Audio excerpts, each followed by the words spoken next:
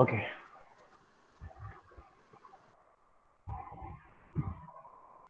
Fine. So today we will start with the next half of unit 1, which is on acoustics. So this is, people say, science of sound.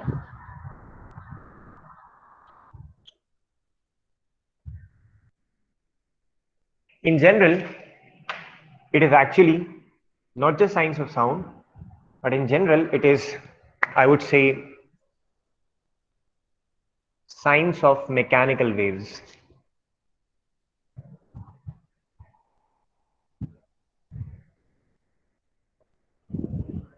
And you have to learn a few things like in acoustics, आपका सबसे पहला topic है, you have to understand what are sound waves. You have to understand what you mean by intensity. You have to understand what is a unit which is called as decibels. Then you have to understand what is Weber-Fechner's law.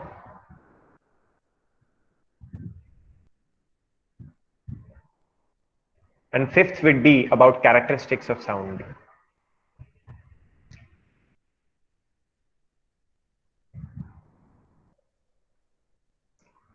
Although in the starting itself, we have made a discussion on what are sound waves. And you know that sound waves are nothing but longitudinal waves in which, let's say this is a speaker, okay?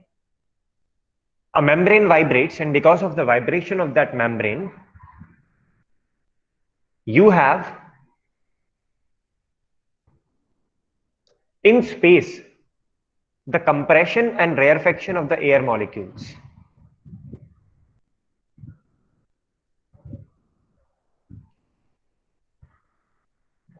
The compression and the rarefaction of the air molecules. And you would find that अगर आप density को plot करें, I would say density of air molecules, which means molecule per unit volume अगर आप plot करें तो यहाँ maximum होगा, यहाँ minimum, यहाँ maximum, यहाँ minimum, यहाँ maximum, यहाँ minimum, यहाँ maximum, यहाँ minimum, इस तरीके से जाएगा. So this is a wave in which instead of having crest and trough, we are having locus of rarefaction and compression. So this is compression जहाँ पे density of air molecules बढ़ गई है, and this is rarefaction जहाँ पे density of air molecules कम हो गई है. Because of the vibration of air molecules, as some membrane or my vocal cord or anything vibrates, it causes sensation of hearing. आप जिसे सुन पाते हैं, because your eardrum also vibrates because of the vibration of the air molecules striking on the eardrum, and you will get to know कि मैं क्या बोल रहा हूँ. यही सेम आपने जो ईयर कॉर्ड्स अपने कानों में अभी इस लेक्चर के दौरान लगा रखी है, the same is happening. Why I'm saying the same is happening? The same is happening because आपके ईयर कॉर्ड्स में या जो आपके ये जो ईयर प्लग्स हैं, इसमें एक मेम्ब्रेन है जो मेरे बोलने की वजह से बार बार वाइब्रेट हो रही है और जिससे आप सुन पा रहे हैं मैं क्या बोल रहा हूं. ओके, जिससे आप सुन पा रहे हैं कि मैं क्या बोल रहा हूं. That is something we called as sound wave. It is a longitudinal wave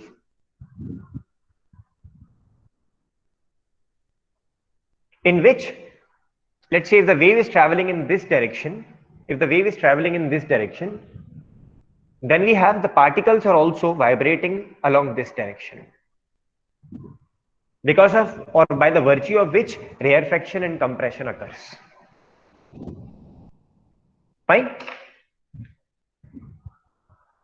Now we will come to, although right from your class 8th you have been told about sound waves, we will now analyze what is intensity, particularly in terms of sound waves. ठीक है. So I would ask you one small question. Suppose this is a police vehicle, okay? This is a police vehicle having a siren on top of it, and this siren is blowing. ठीक है, जैसे siren की आवाज होती है वैसे. तो आप मान लीजिए 1 किलोमीटर दूर है और आपका friend is just ½ kilometre away from that siren.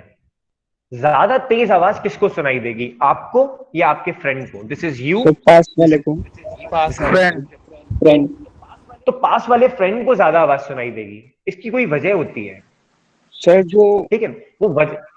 वो वजह मैं आपको बता देता हूं, उसकी क्या वजह होती है। देखिए, आई टोल्ड यू दैट जब वेव एक जगह से उत्पन्न होकर दूसरी जगह जाती है तो वो अपने साथ एनर्जी और मोमेंटम ले जाती है, पार्टिकल्स को नहीं। So if a wave travels, it takes along with it the energy and momentum to wherever it is going. जैसे कि मैं बोल रहा हूं, मेरे बोलने की वजह से या कुछ, फिर it is being transmitted through mobile channels, आपके पास आ रहा है, बट फाइनली आपको एक मैकेनिकल साउंड एनर्जी सुनाई दे रही है जो अभी आप सुन पा रहे हैं। तो actually waves are travelling and taking away momentum as well as energy with them. तो आपने देखा कि अगर एक तालाब में एक पत्थर का टुकड़ा गिराया जाता है तो सर्कुलर वेव्स उत्पन्न होती हैं। इसी तरीके से जब ये सायरन बोलता है तो सर्कुलर वेव नहीं उत्पन्न होती है, जो चीज उत्पन्न होती है वो स्फेरिकल साउंड वेव्स होती हैं। तो you have spheres of compression and rarefaction which transmits like this.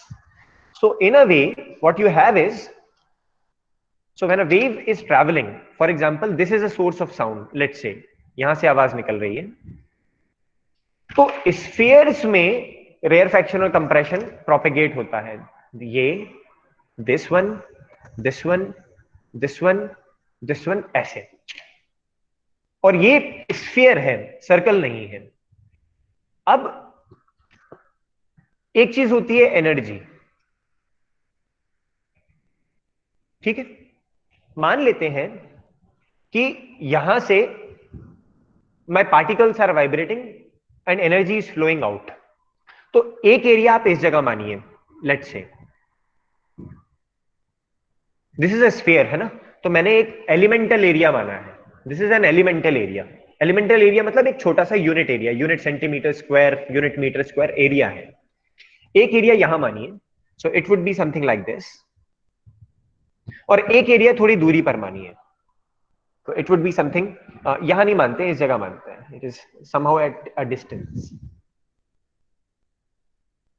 Fine. तो जाहिर सी बात है कि इसमें से जो एनर्जी का फ्लक्स होगा या जो पार्टिकल्स वाइब्रेट होकर दिख रहे होंगे, और इसमें जो एनर्जी का फ्लक्स होगा वो ज्यादा इसमें होगा, कम इसमें होगा। ऐसा क्यों? देखिए, you have a term which is called as energy. Then let us assume that this is a small area A and energy is flowing from this area. What is the energy flowing? Let's say E energy is flowing from this area. Then intensity is defined as energy flowing per unit time through this area या per unit area. So intensity is energy flowing through an elemental area per unit time. तो इसे हम ये भी बोल सकते हैं, what is energy upon time? You call that as power. Power. Okay, so intensity is also defined as power per unit area. It is power, not pressure, ठीक है? पावर पर यूनिट एरिया। और एरिया बताइए, बड़े वाले circle का क्या होगा, छोटे वाले सर्कल का क्या होगा, या बड़े वाले स्फीयर का क्या होगा, छोटे वाले स्फीयर का क्या होगा?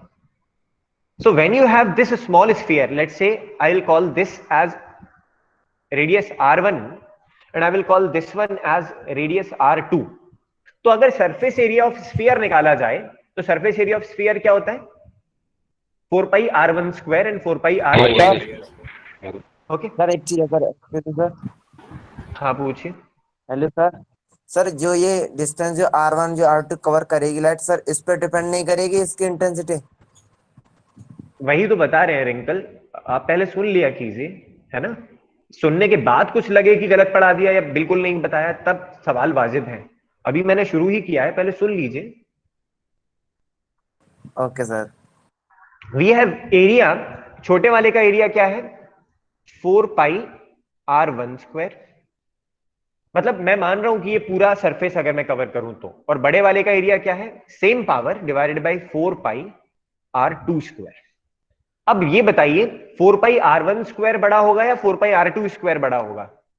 4 पाई R2 R2 square. स्क्वायर। 4 पाई R2 स्क्वायर बड़ा होगा, सेम पावर है, सेम चीज को छोटी चीज से डिवाइड दिया गया है, सेम चीज को बड़ी चीज से डिवाइड दिया गया है, तो इंटेंसिटी R2 के लिए कम होगी, R1 के लिए कम होगी? R2 के लिए R2 के लिए। R2 के लिए कम R2 होगी। के लिए यही कारण है, R2 के लिए कम होगी। यही कारण है कि जैसे जैसे आप सोर्स से दूर होते जाते हैं, क्योंकि साउंड डायरेक्शनल नहीं है, ओमनी डायरेक्शनल है। ओमनी डायरेक्शनल मतलब मैं यहां बोल रहा हूं, मेरे पीछे वाले को, साइड वाले को, इस वाले को, ऊपर वाले को, नीचे वाले को, सबको बराबर, ऑलमोस्ट बराबर सुनाई देगा, because sound is omni directional. एक स्फीयर में वेव्स प्रोपेगेट करेंगी, और अगर स्फीयर में वेव प्रोपेगेट कर रही है तो हमने देखा कि intensity is nothing but energy per unit time पर यूनिट एरिया, तो E upon T upon A, इस तरीके से। और दैट पावर पर unit area is small, that power per unit area is small if you are having a larger surface area, which is because of the larger distances. Who is this? Mohit Kumar Anand, अपना mic mute रखिएगा please, ठीक है? So this is the concept of intensity. Intensity of sound wave, intensity of light wave, intensity of anything is defined as energy flowing through an elemental area. Elemental area बहुत छोटे से छोटा भी हो सकता है, नैनोमीटर स्क्वायर का, picometre square का, फेम्टोमीटर स्क्वायर का भी हो सकता है। एनर्जी उस एरिया से बाहर जाती हुई per unit time, you call that as intensity. ठीक है? Will you remember this definition of intensity now? That intensity is energy per unit area flowing through per unit area per unit time, that's intensity. Fine. तो जो human hearing capacity है, या हम कहें हम लोग जो सबसे छोटी एनर्जी पर यूनिट एरिया महसूस कर सकते हैं, हालांकि ये स्टैंडर्ड नहीं है, वो होता है, आप देखिए, तो एनर्जी की यूनिट क्या होगी सबसे पहले ये बताइए। If it is sorry, intensity की यूनिट्स क्या होंगी? Intensity is energy per unit area per unit time. So it seems as if this is power per unit area, so I will call it as P by A. And what is P by A? Then you have power की units क्या होती है? Watts. Watt per meter square. तो that would be the intensity's unit or unit of intensity. Watt per meter square. तो in fact जब मैं बोल रहा हूं, या आपके आगे पीछे अगर आप ईयर कॉर्ड्स हटा दे तो आपको जो भी सुनाई दे रही है, that is all coming in watts per metre square. Energy खर्च हो रही है आपको सुनने में भी, या आपकी मेम्ब्रेन को वाइब्रेट कराने में। तो ये जो वॉट पर मीटर स्क्वायर है, मिनिमम जो इंटेंसिटी है जो आप परसीव कर सकते हैं, मिनिमम इंटेंसिटी जो आप परसीव कर सकते हैं, वो इतनी होती है 0.000000000। सर थोड़ा ऊपर कर दीजिए। Is it visible now?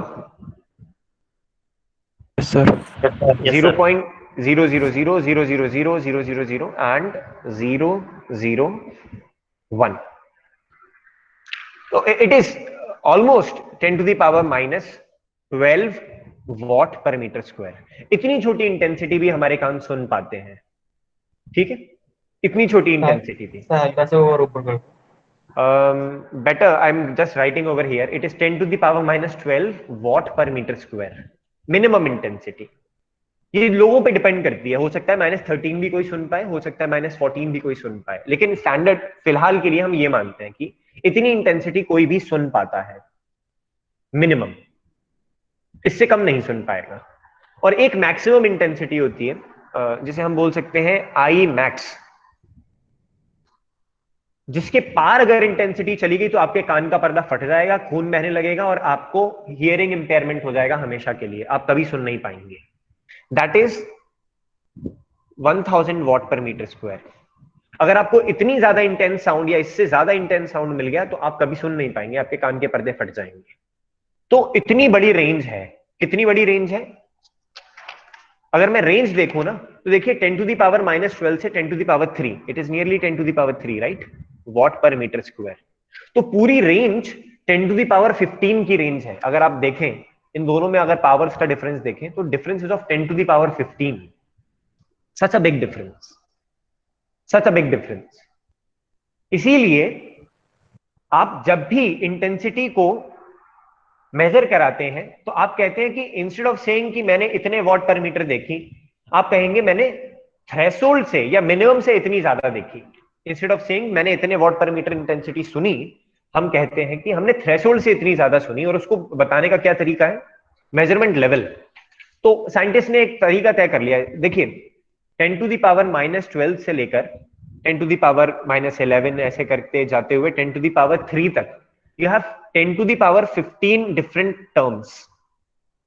ठीक है, 10 to the power 15 different voices हो सकती हैं और 10 to the power 15 different intensities आपका कान सुन सकता है। Such is the beauty of nature. लेकिन हमें साइंटिफिकली इन नंबर को हैंडल करने के लिए कोई मैकेनिज्म चाहिए, and that mechanism is called ratio. So we define an intensity ratio and call that as beta.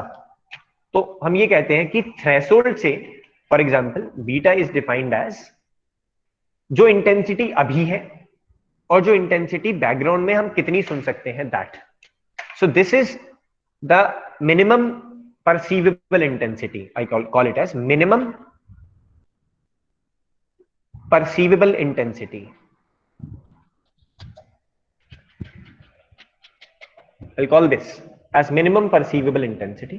और रेशियो ले लिया है प्रेजेंट इंटेंसिटी का, मान लीजिए जो भी, जैसे मैं बोल रहा हूं वो कितना ज्यादा है मिनिमम परसीवेबल इंटेंसिटी के। We call that as a special quantity. This is, इस क्वांटिटी की बीटा की यूनिट्स क्या होंगी?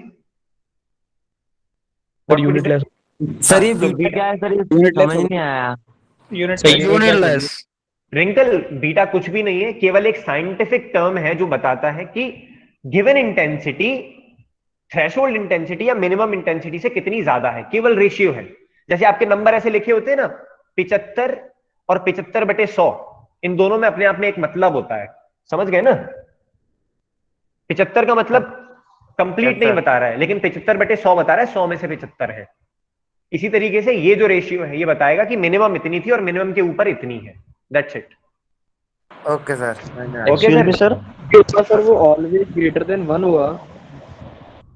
No no, it can be less than 1 also. किसने कहा है कि आपको जो मिनिमम परसीवेबल इंटेंसिटी है और जो दी गई इंटेंसिटी है वो मैक्सिमम, वो ज्यादा ही होगी, कम भी तो हो सकती है? किसने कहा? अब चींटी अगर चींटी से बात कर रही है तो वो तो सुनाई नहीं देगा ना। Excuse me sir. हाँ जी सर, पूछिए। सर आपने बताया सर इंटेंसिटी ओमनी डायरेक्शनल होती है। नहीं और नहीं सर नहीं जो no no no no no, मैंने ये नहीं कहा। मैंने सॉरी कहा sir, sound wave is omni directional. Sound, जो कि हमने अभी कंसीडर किया कि सायरन है, हवा में है, गाड़ी के ऊपर हाँ। लगा है, चारों दिशाओं में एक साथ सुनाई देगा। Okay sir. अच्छा That's सर, तो इस हिसाब से सर इंटेंसिटी को हम sir inversely proportional to area भी सर कंसीडर कर सकते हैं सर, सहूलियत बिल्कुल के कर लिए अपनी। सकते हैं। Yes, that is inversely exactly. Sir area या thank you sir. Distance?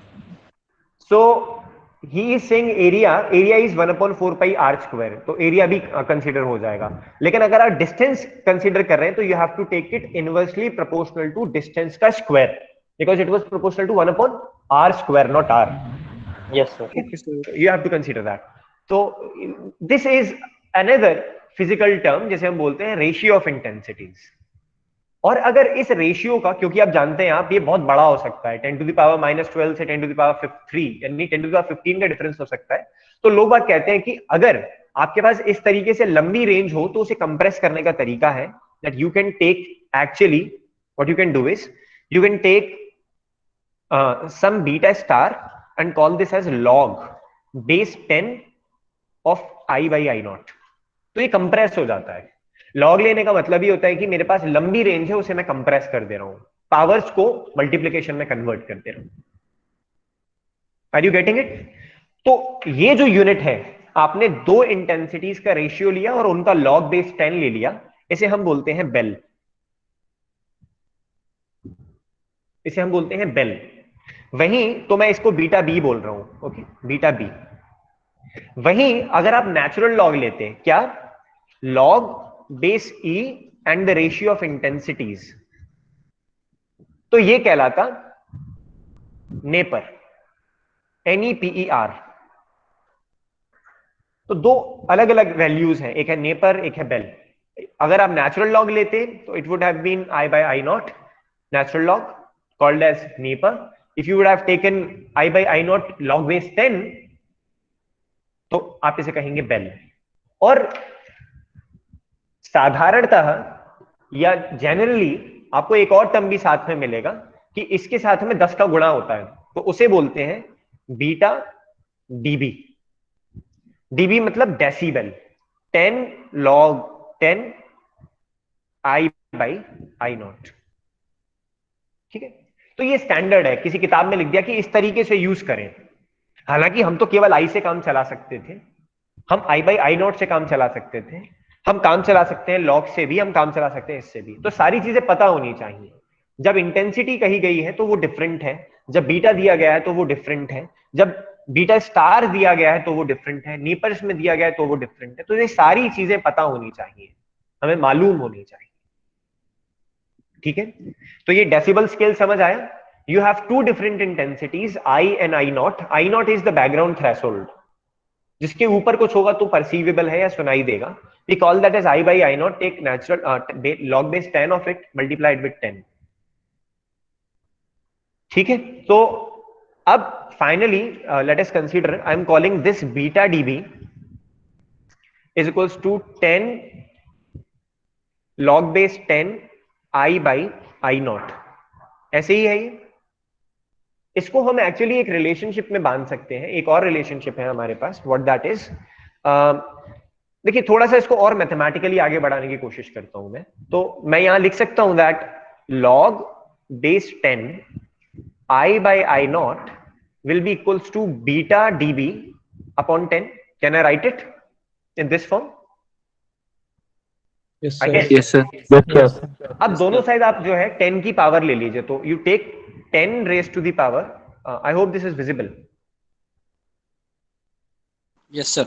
Okay, 10 raised to the power log base 10 I by I naught, and this will be equals to 10 raised to the power beta dB by 10. Then you are left with, क्योंकि log base 10 की power 10 is just 1, so you are left with I is equals to I naught 10 to the power beta by 10, or beta is in decibels. So this is another relationship between the given intensity and the threshold intensity. तो हो सकता है आपको केवल beta दिया हो कि इतना डेसिबल साउंड, और आपसे पूछा गया हो कि इतना डेसिबल साउंड मतलब थ्रेशोल्ड से कितना ज्यादा या थ्रेशोल्ड से कितना ज्यादा, विच फैक्टर ऑफ थ्रेशोल्ड या विच मल्टीपल ऑफ थ्रेशोल्ड। तो मान लीजिए अगर आपको दिया गया कि 50 डेसिबल साउंड, तो आप यहाँ पे 50 डालेंगे इस बीटा में, तो 50 by 10 10 to the power 5 हो गया, 10 to the power 5 I naught। तो आप कहेंगे 10 to the power 5 times the threshold है अगर मैं 50 डेसिबल बोल रहा हूं। It is that. क्या ये चीज जो मैंने आपको इंटेंसिटी और डेसिबल्स में बताई आपको समझ आई? Yes, sir. Okay No, sir. नहीं सर आई? वो वाला स्टेप समझ नहीं आया सर। कौन सा स्टेप समझ नहीं आया? सर एक बार डेसिबल रिपीट कर दो सर। चलिए कर देते हैं। Fine, so you have intensity and you have threshold intensity. अगर मैं कहूं I have something which is the ratio of these intensities and I call this as beta, let's say, तो ये रेशियो ऑफ इंटेंसिटी है जो मुझे बताएगा कि थ्रेशोल्ड से इतना ज्यादा या इतना कम। That's it. It can be less than 1, it can be greater than 1। अब साइंटिफिक कम्युनिटी कहती है कि क्योंकि ये रेंज बहुत ज्यादा हो सकती है, यू टेक नेचुरल लॉग या लॉग बेस 10 ऑफ इट। तो मैंने लॉग बेस 10 ले लिया आई बाई आई नॉट, और साथ ही अगर मैं इसमें 10 का गुणा कर दूं, अगर मैं 10 का मल्टीप्लीकेशन कर दूं, तो ये कहलाती है डेसिबल। तो beta decibel actually is equals to 10 log base 10 of I by I naught। ये, और जब आप थोड़ा सा और मैथमेटिकल अरेंजमेंट्स करेंगे, जो कि पहले मैंने बता दिया आपको कि 10 की पावर ले लीजिए, you will have something over here, तो then you will get that your I is actually बराबर I naught 10 raised to the power, I naught 10 raised to the power, या देखिए क्या बताया था, बीटा बाई 10, तो बीटा डेसिबल बाई 10। और अगर आपको कुछ इस तरीके से दिया गया है कि आपका जो साउंड है वो 50 डेसिबल का है, तो इसका मतलब आप बीटा डीबी की जगह 50 लिखेंगे। लिख दिया, 50 लिखा तो ये क्या हो गया, 10 to the power 50 upon 10, 10 to the power 5।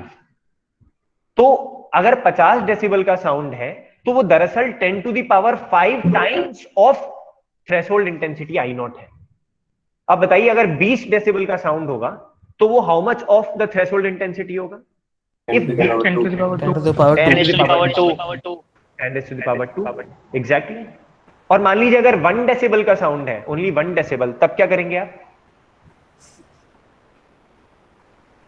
हाँ बताइए। Divide 10. So it is 1 by 10, यानी 10 raised to the power 0.1. It is less than that. समझ रहे हो? खैर,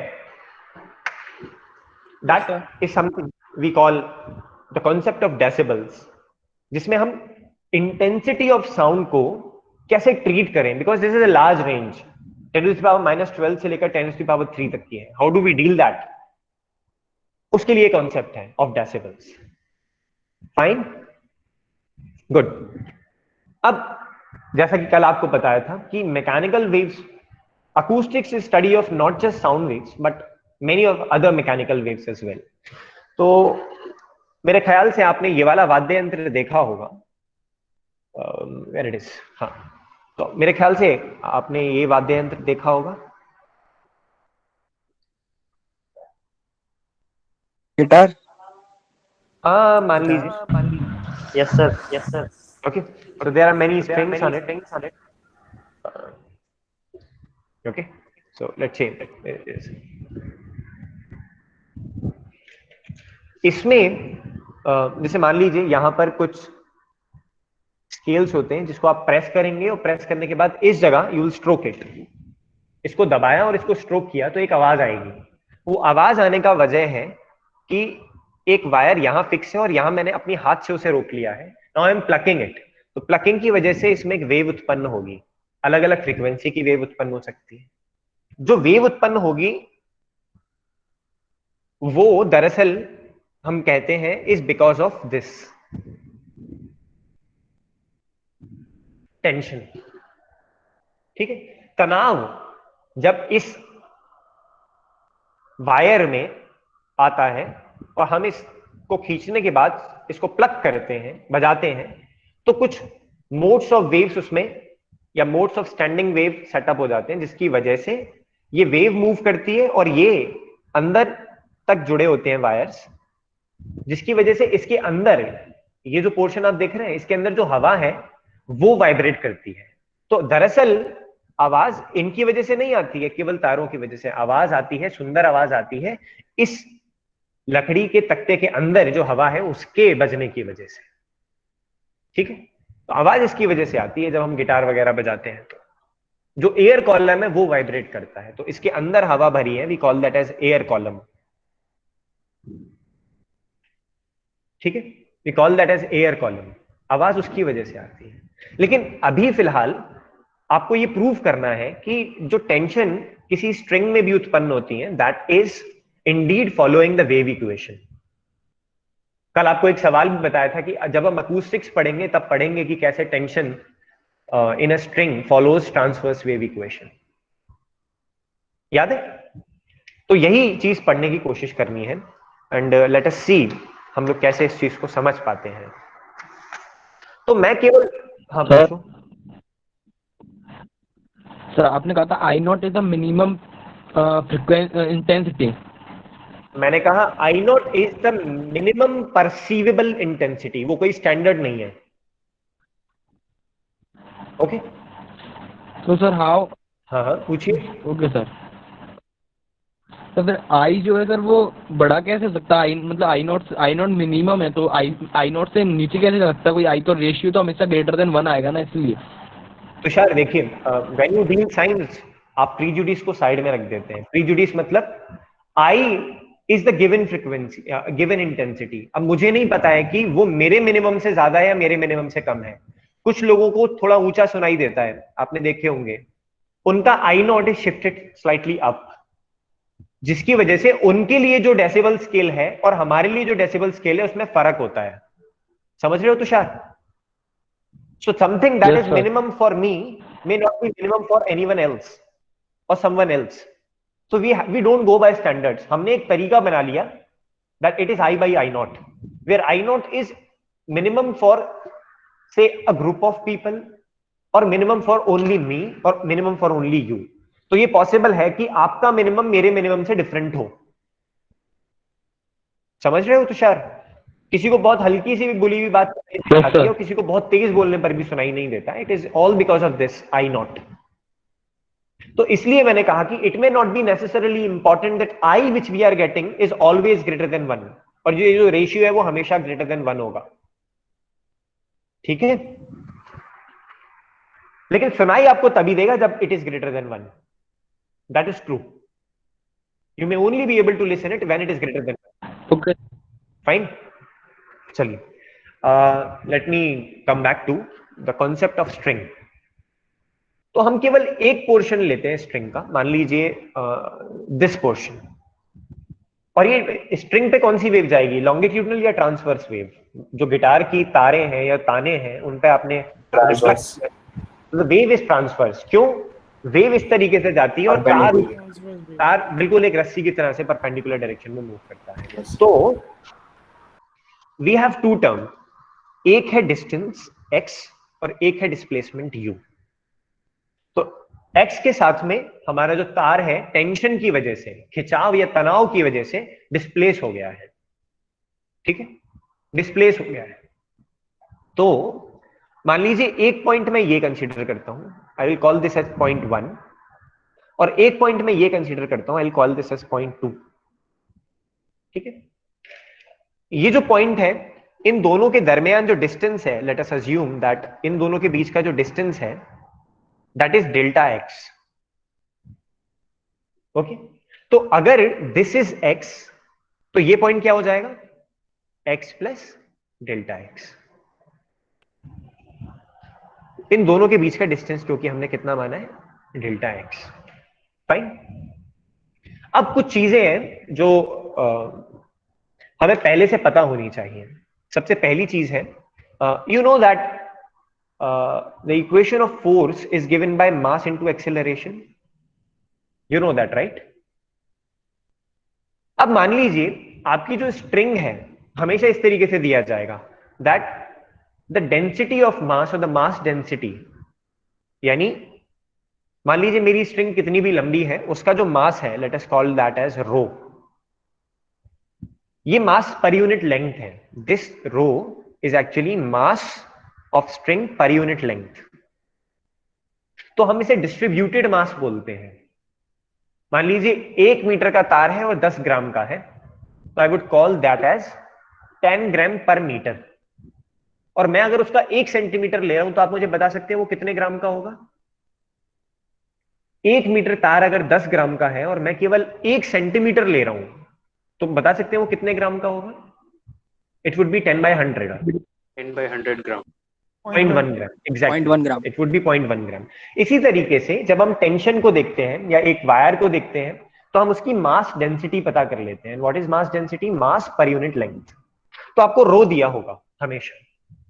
और मान लीजिए अगर आप इस सेक्शन की बात कर रहे हैं, late us consider that this section is almost linear, बहुत छोटा सेक्शन लिया है, तो मास इनटू डेल्टा एक्स या mass per unit length into delta x will give you what? ये आपको बताएगा कि total mass of this section क्या है। तो मेरे पास rho into delta x into, अब ये u डायरेक्शन में वी आर हैविंग डिस्प्लेसमेंट, तो displacement is in u direction, so I would have something like del square u by del T square. तो डिस्प्लेसमेंट अगर u है तो del square u by del T square will be my acceleration. Remember this will be the acceleration. सही बात है, this will be my acceleration. तो ये मैंने f is equals to ma लिख दिया है। I have written it in this form, f is equals to ma। अब यही फोर्स डिफरेंस बिटवीन टेंशन के बराबर होगी at point 1 and at point 2। तो मान लीजिए tension at point 1 is some function of t, लेकिन मुझे वर्टिकल डायरेक्शन में चाहिए, केवल वर्टिकल डायरेक्शन में। तो if you assume that let's say this is angle theta 1 and this is let's say angle theta 2। Okay, बहुत छोटा सा थीटा एंगल है। तो you can compare this with t tension at point x plus delta x at time t लेकिन इसका मुझे vertical component चाहिए। तो वर्टिकल कंपोनेंट मतलब क्या है, क्या होता है? मान लीजिए टेंशन का डायरेक्शन ये है, ये थीटा है, दिस इज टेंशन टी, तो vertical component is this. How will you call this component? It would B T sine theta, right? And the horizontal component will be T cos theta. क्योंकि my displacement is in vertical direction, you can see I only want to discuss only about the vertical tensions, the vertical direction. So I would say कि this is actually some sign of theta where theta is at x. So now theta is also a function of position at x, and I would subtract this with tension at point x and t, and theta I should call it as x plus delta x, not x, because मैं इस जगह की बात कर रहा हूं. And then I would have sin theta. ये जो थीटा है वो दरअसल अब थीटा 2 हो गया है, which is also a function of x and t. ठीक है, लेकिन देखिए फिजिक्स में assumptions बहुत होते हैं, केवल आसान चीजें बताने के लिए बहुत सारे assumptions आ जाते हैं. Do you know that sin theta, if theta is very small, can be written as tan theta? I hope you know that. Sin theta, Yes, sir. if theta is Yes, very sir. small, can be written as tan theta. क्यों, मैं बता देता हूं आपको. हम देखो tan theta कैसे लिखते हैं? tan theta is equals to sin theta upon cos theta. अगर थीटा बहुत छोटा हो जाए, नियरली जीरो हो जाए, तो cos थीटा क्या होता है? 1 के बराबर. तो इसीलिए इसको हम tan थीटा के बराबर लिख सकते हैं, because theta is very small tending to zero. Limiting cases में, हमेशा नहीं, लेकिन साइंस में हमें मदद हो रही है तो हम लिख सकते हैं. एंड tan थीटा अगर मैं यहां से देखूं will be equals to some change in u by some change in x du by dx. Are you getting it? It would be some change in u by some change in x. भाई slope ही तो होती है tan theta. तो ये जो पूरी equation है ये वाली, I can replace this as this, that rho delta x del square u by del t square can be written as, दोनों पोजीशन पे मैं थीटा स्मॉल मानूं तो I can call that sin theta is equals to change in displacement with respect to distance du by dx. ये लिख देता हूं, slope है, tan theta is a slope, that's it. तो जहां जहां मुझे थीटा देखा मैंने उसे du by dx लिख दिया. तो अब मेरे पास क्या ऑप्शन बचा? I have x. हाँ पूछिए. सर हाँ पूछो. सर तो ये टी ब्रैकेट में x plus delta x, sir ये थोड़ा एक बार और बता दीजिए सर, ये वाला थोड़ा. ये केवल पोजीशन बताने के लिए है कि अगर मैं टेंशन एट दिस पॉइंट देखूं which is x plus delta x, तो this is a function of x plus delta x. And t at this point देखूं which is just t of x. ये बताना है, ठीक है? This is the only thing which I want to tell you. Got it? t which is a function of x plus delta x and t which is a function of this. लेकिन आप जानते हैं string पर tension हर जगह same हो जाती है. आपने तो इंजीनियरिंग में पढ़ा भी होगा या अगर कोई कोचिंग ली है तो यूजुअली टेल यू दिस. खैर, we will come back to that point. लेकिन अभी फिलहाल यहां देखिए ये इक्वेशन कहां से आई होगी, फिर समझ आ गया आपको, थोड़े से assumptions से. Okay, only a few assumptions and you have got this equation. Now if I write rho del square u by del t square और इस पूरे को डेल्टा x से डिवाइड दे दूं तो I have t x plus delta x, sorry x plus delta x. t तो constant है तो मैं minus T x divided by delta करूं या डेल्टा x करूं, and this is du by dx. तो कोई बताएगा कि अंडर लिमिटिंग केसेस ये किस चीज के बराबर होगा?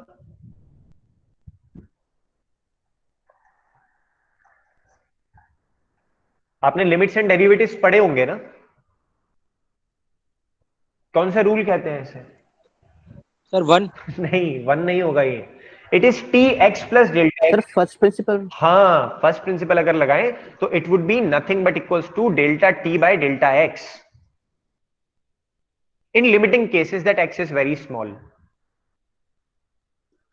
वही तो लगाया है, देखिए, derivative of T, derivative of X, and you have this in this form. Okay, तो इसको ऐसे भी लिख सकते हैं that rho del square u by del t is equals to del by del x of t du by dx. You can have it in this form. But it is well known, scientifically भी पता है कि tension पूरे wire में हर जगह एक जैसी होती है अंडर इक्विलिब्रियम, पूरे वायर में एक जैसी होती है, ठीक है। इसलिए दिस टी को हम बाहर ला सकते हैं and you will have then only a good looking formula which is this rho del square U, ये टी स्क्वायर चल रहा है सब में, by del T square is equals to T del square U by del X square. ये कुछ कुछ देखा देखा सा लग रहा है, कहीं तो देखा ही। Yes, sir. Yes, okay. One dimension. Yes, sir. Yes, sir. Exactly. Sir, one dimensional derivation. Exactly. So now what I can do is I can simply write it as del square u by del t square is equals to let me call this as t by rho del square u by del x square. तो जो t by rho हुआ वो किसके बराबर हुआ? अगर मैं इसको मान रहा हूं that this is wave equation. V square. Exactly. 1 upon v square. Yes. No, it is not 1 upon v square. 1 upon v square तब होता है जब यहां लिखा गया होता t के साथ में. So this t upon rho is actually v square. So you have the velocity v square is t by rho. या फिर अगर वेलोसिटी बोले केवल v पता करना है तो v is equals to under root of tension upon mass per unit length. तो मास डेंसिटी दी है और टेंशन दी है तो पता चल जाएगा वेलोसिटी क्या होगी। और ये किस चीज की वेलोसिटी है? दिस इज विच वेलोसिटी बताइए? Particle. Yes, exactly. So this is not the velocity of wave. This is very different. This is velocity of those particles or particles of the string going up and down. It is t by rho. Fine. Sir जो आपने formula बताया था minus v square था शायद। नहीं, आप गौर से एक बार जाके उसे रिवाइज कीजिएगा। जो माइनस के वी स्क्वायर आप बोल रहे हैं ना, उस फॉर्मूले में we had del psi by del T, del psi by del x का नेगेटिव। ये टोटली डिफरेंट है। This is a different concept. ठीक है, आप रिवाइज करके देखिएगा, आपको मिल जाएगा कि माइनस था या नहीं था। You will get all your answers. ठीक है, लेकिन ये एक अच्छा सवाल बनता है। अगर आप आगे नेट का एग्जाम भी देंगे या गेट का एग्जाम देंगे या जैम आप में से शायद कोई दे, तो this is a good question. They ask you this and this is applicable not only in string, it is also applicable in gases. ठीक है, खैर हमने आज के एजेंडा के हिसाब से जो चीजें पढ़नी थी वो क्या क्या थी, कहाँ गए भाई? हाँ, आई हैव साउंड वेव्स पढ़ ली, इंटेंसिटी पढ़ ली, डेसिबल्स पढ़ लिया, और एक स्पेशल चीज जो मैंने कहा कि हम मैकेनिकल वेव्स पढ़ेंगे वो भी पढ़ लिया। अब आते हैं वीबर-फेक्नर्स लॉ पे। ओके, वीबर-फेक्नर लॉ का जो एक्सप्लेनेशन मैं शुरू करना चाहूंगा, उससे पहले मैं आपसे कुछ इमेजिनेशन करने के लिए कहूंगा, and I hope you will help me by unmuting yourself and answering what I am asking. Okay, आपके पास दो हाथ हैं, ऐसे कर लीजिए दोनों हाथ। आपके सीधे हाथ में कुछ भी नहीं है और आपके उल्टे हाथ में मान लीजिए एक स्केच पेन रखा है। क्या आपको स्केच पेन महसूस होगा? राज, माइक बंद करो। Yes, sir. हाँ, जब पूछे तभी ऑन करना, ठीक है? महसूस होगा, गुड। अब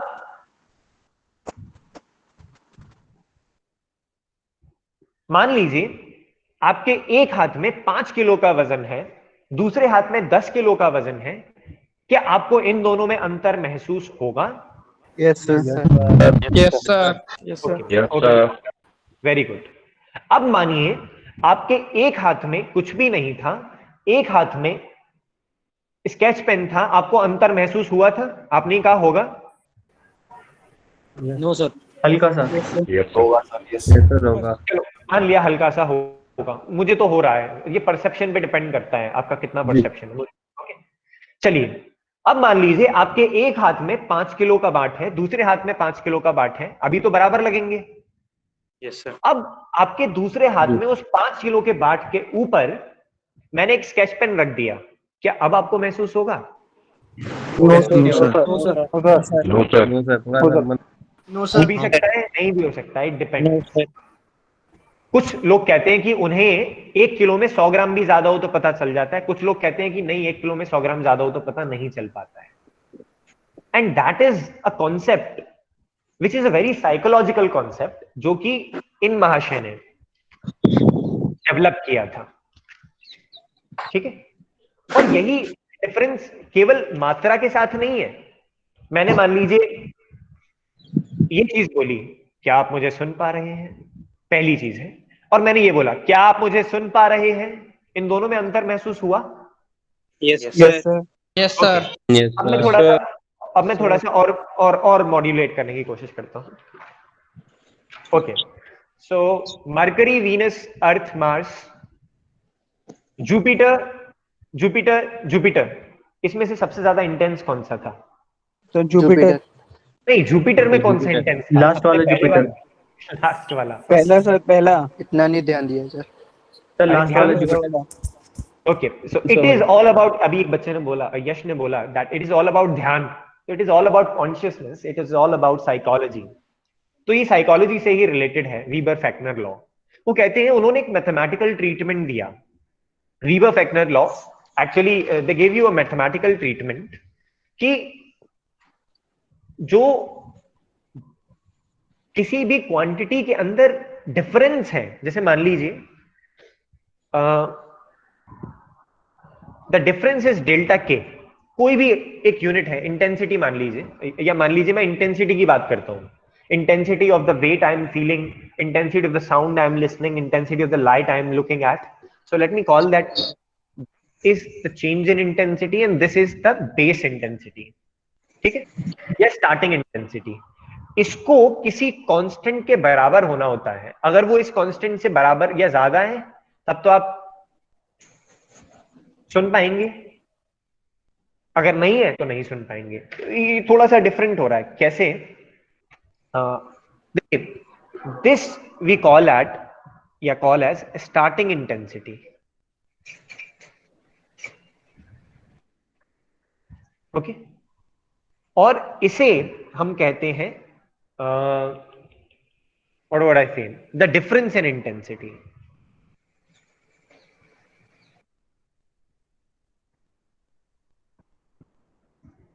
तो वीबर्स लॉ कहता है, या वीबर का ये कहना है कि ये जो डिफरेंस है in intensity and the starting intensity should be some multiple और equal to a constant.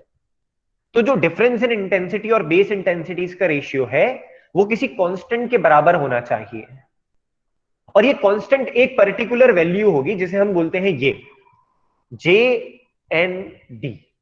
We call this as just noticeable difference.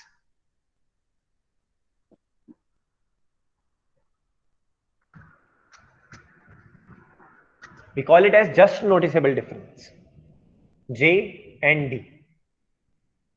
Fine. तो हमारी जो सुनने की शक्ति होती है उसका जे एन डी होता है 1/12।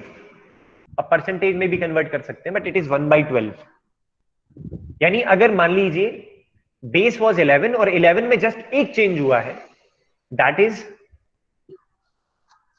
The J N D for hearing, and J N D of watching something is 1/62 और 63। स्टैंडर्ड नहीं लेकिन नॉर्मलाइज ये माना जाता है। यानी अगर लाइट में 1/62 का भी डिफरेंस आ जाएगा, you would be able to look and tell कि नहीं थोड़ी फर्क है, ये वाली ज्यादा तेज है, ये वाली कम है। आपके मोबाइल की स्क्रीन की ब्राइटनेस ही आप थोड़ा कम बढ़ा के देख लीजिए, आपको पता चल जाएगा। It is like almost continuous, और थोड़ा भी आप ऊपर नीचे करते हैं आपको पता चल जाता है, आपकी आंखें परसीव कर लेती है। वहीं सुनने की क्षमता में आप थोड़ा सा पीछे हैं, 1/11 ही हो सकता है। It is 1/11। The JND is 1/11 and 1/62 in hearing and in looking at something, या हम कहें कि loudness and brightness। So 1/11 is for loudness and 1/62 is for brightness। Roshan Kumar, if you say that my voice is not clear, then this is the problem of internet at your end, as far as I know। मेरी आवाज बाकी लोगों को तो आ रही होगी ना? Yes sir. Yes sir yes Yes, sir. Okay, तो ये चीज समझ आई आपको कि जस्ट नोटिसेबल डिफरेंस है, कितने का डिफरेंस हो कि हम नोटिस कर पाए, that constant may very for different individuals, लेकिन एक नॉर्मलाइज तरीका लिया हुआ है कि 1/62 अगर लाइट में चेंज आएगा तो दिख जाएगा, लेकिन 1/11 अगर लाउडनेस में चेंज आएगा तो ही दिख पाएगा। ठीक है, तो मान लीजिए मैं कह रहा हूं कि इंटेंसिटीज में ही बोलता हूं मैं, ठीक है, I am not talking in terms of decibels, I am talking only in terms of intensities. तो मान लीजिए मेरी पहली इंटेंसिटी थी 64 वॉट पर मीटर स्क्वायर और दूसरी इंटेंसिटी थी 65 what per metre square. 64 what per metre square and 65 what per metre square. क्या आप इन दोनों को अलग अलग तरीके से बता पाएंगे? No sir. यस आप नहीं बता पाएंगे, आप नहीं बता पाएंगे। क्यों? क्योंकि मैंने कहा मेरी पहली इंटेंसिटी थी 64 और अब है 65, तो 65 में डिफरेंस क्या हुआ 64 से 1, तो ये हुआ 1/64, लेकिन लाउडनेस की जो जेएनडी या नोटिसेबल डिफरेंस होता है वो केवल 1/11 होता है, 1/11 से कम है। अगर 1/11 से ज्यादा होगा तो आप देख पाएंगे, 1/11 से कम होगा तो आप नहीं सुन पाएंगे या सुन पाएंगे, और 1/11 से कम होगा तो नहीं सुन पाएंगे, 1/11 से ज्यादा होगा तो सुन पाएंगे। तो 1/64 इज ग्रेटर और smaller than 1/11? Smaller. Smaller. So 1/64 is rather very very small. ठीक है, अच्छा, तो अब मुझे बताइए, I am saying it in a very different way. मैं बोल रहा हूं कि एक बंदा है, ये भूल जाते हैं, ये 1/11 वगैरह सब भूल जाइए, ठीक है। मैं अनलर्न करने की नहीं बोल रहा हूं, एक कहीं क्विज में पूछ लिया या किसी ने पूछ लिया तो आपको ये याद रहनी चाहिए। I am not saying that you unlearn this, लेकिन हम एक बेस डेवलप करते हैं। मान लीजिए कि हम इस स्टैंडर्ड से नहीं जाते, एक बंदा है जिसकी की जेएनडी पता करने के लिए उसे एक साउंड सुनाया गया of 20 what per metre square. ठीक है, एक साउंड सुनाया गया 20 वॉट पर मीटर स्क्वायर और दूसरा साउंड सुनाया गया 21 वॉट पर मीटर स्क्वायर का, and he could distinguish in between. उसे पता चल गया कि हाँ ये दोनों साउंड अलग है। ठीक है, तो उसका जेएनडी कितना परसेंट हुआ या कितना हुआ? सर 1/20। 1/20। 1/20।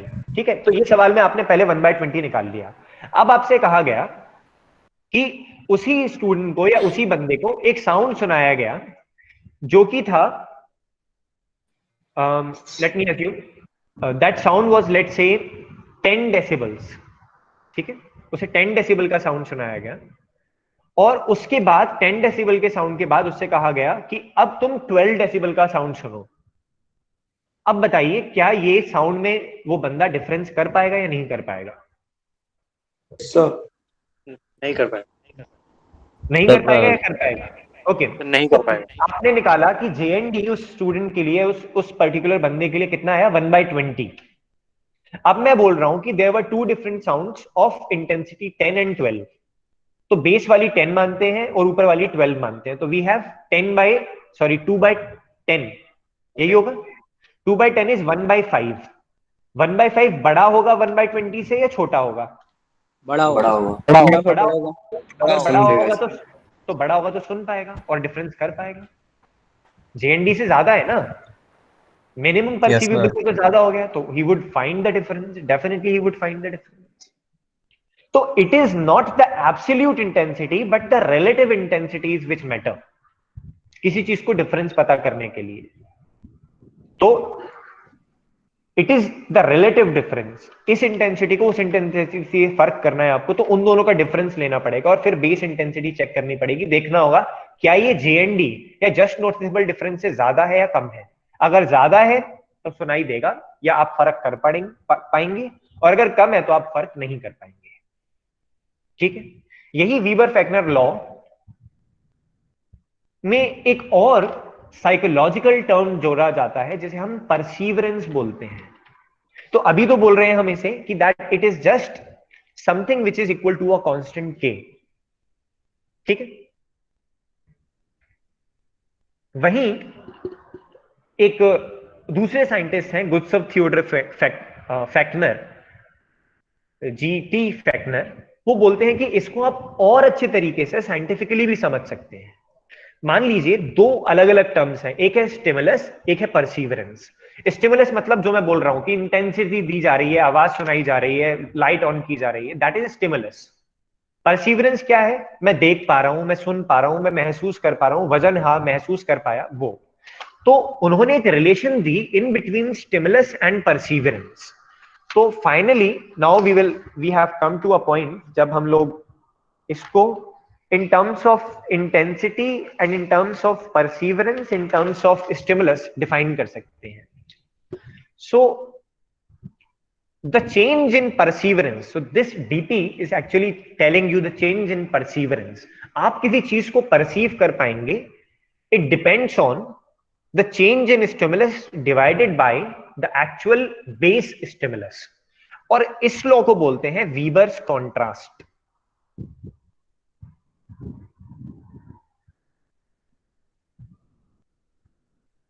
ठीक है, वेबर्स कॉन्ट्रास्ट या वीबर्स कॉन्ट्रास्ट एक्चुअली इक्वल नहीं होता है, प्रोपोर्शनल होता है वेबर्स कॉन्ट्रास्ट, कि जो मैं परसीव करूंगा वो प्रोपोर्शनल होगा change in the stimulus upon the net stimulus के। तो इसको फिर हम ऐसे लिख सकते हैं that this DP will be equals to some constant, let's say I call that as that constant is K. इसको जेएनडी ना मान के आप के माने अभी, डीएस अपॉन एस। इसको ऐसे लिख सकता हूं, where P is perseverance। Okay sir DS upon S क्या है इसमें? हाँ, डीएस अपॉन एस जो है, डीएस बता रहा है कि डिफरेंस इन स्टिमुलस क्या है। सर प्लीज एक बार स्टिमुलस और परसिवरेंस का मतलब बता दीजिए। Okay, stimulus is the input. जैसे मैंने आपको पिंच किया, तो पिंच करने से जो आपको महसूस हुआ वो परसीवरेंस है, और जो मैंने किया, जो पिंच किया, दैट इज स्टिमुलस। जैसे मैंने अभी आपको ये किया, शायद आपको सुनाई दिया हो, तो when I am doing this is stimulus. जो आप सुन रहे हैं वो परसीवरेंस है। नहीं सुनाई दिया तो परसीवरेंस नहीं था, स्टिमुलस तो था, दैट इज दैट। ठीक है, सो वीबर्स कॉन्ट्रास्ट में you have this thing proportional to the change in stimulus upon the total stimulus। Suryam Kaushik, you can disconnect from this class and join your next class. I know that you have a next class, but I'm finishing it within 30-20 seconds. I know you have a next class. I'm very well aware of that. Okay? Okay, sir. So we have dp is equals to k ds upon s. Now you just integrate the two and you would have something like p k log s plus a constant c। बस integrate कर दिया है। इसको बोलते हैं फैक्नर्स law, और कल हम इससे आगे पढ़ेंगे। This is called as Fechner's law, that perseverance is nothing but the logarithmic of stimulus times a constant plus a constant. ये देखेंगे ये प्लस अ कांस्टेंट क्या चीज होगी। Okay, it would actually be your base perseverance. देखेंगे कल कि यहां से यहां कैसे आ जाता है। Okay fine, thank you so much. Sir वो है ना, हाँ ऋतिक, सर वो 5th वाला क्वेश्चन जो था सर वो कल करा देना सर। 5th वाला क्वेश्चन करा दिया है, अब आज करा दिया था। आपने नहीं सुना, नहीं देखा तो बात अलग है। नहीं, उसका सेकंड पार्ट नहीं हुआ है सर अभी। ओके सर इससे पहले वाला पेज लगाना सर। हाँ, सर ये बुक में किस आर्टिकल में है सर, एक बार बता दीजिएगा। आई एम नॉट श्योर कि ये हेक्ट में है। हेक्ट में नहीं है, Hecht is only dealing with what is called as optics, acoustics नहीं है। अकूस्टिक्स के लिए आपको जो पढ़ा है वो ले लीजिए, I will share otherwise some good notes with you. Okay sir. Excuse me sir. एक और चीज मैं आप लोगों को बताना चाहता हूँ, Sunil Kumar and Saurabh and all others, कि not each and every question of the question bank will be solved in class। Okay, not each and every question will be solved in class, and you have to keep that in mind। Sir I can only give you a way, only give you a direction। हाँ यश पूछिए। Sir आज physics GD की class है तो वो होगी क्या? Physics GD की क्लास लेंगे आपके रविंद्र सर, मैं नहीं, वो होगी। Okay sir. तुषार पूछिए। What is the difference between difference stimulus and total stimulus? Okay, so मान लीजिए I am speaking, that is a stimulus to your ear, कि आप सुन पा रहे हैं। My speaking is the stimulus. Now मैं दो शब्द बोलूंगा. तुषार पहला, this is the base stimulus. Tushar, this is the stimulus which is different from the first stimulus. तो इन दोनों का difference divided by the base you are considering. Okay sir. Okay, Sir, should we leave? Sir you are free to leave and join your next class. Thank you sir sir. आज के note share कर देना sir. Okay, Nipun, I will try my best to share notes, but the thing is that you should Thank you, sir. focus in your classrooms and don't worry about notes at all.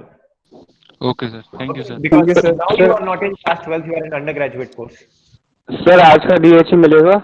नहीं, आज कोई DHA नहीं है. I would give you DHA tomorrow. Okay sir. Okay, fine. So now all of you can join your next class. Thank you so much.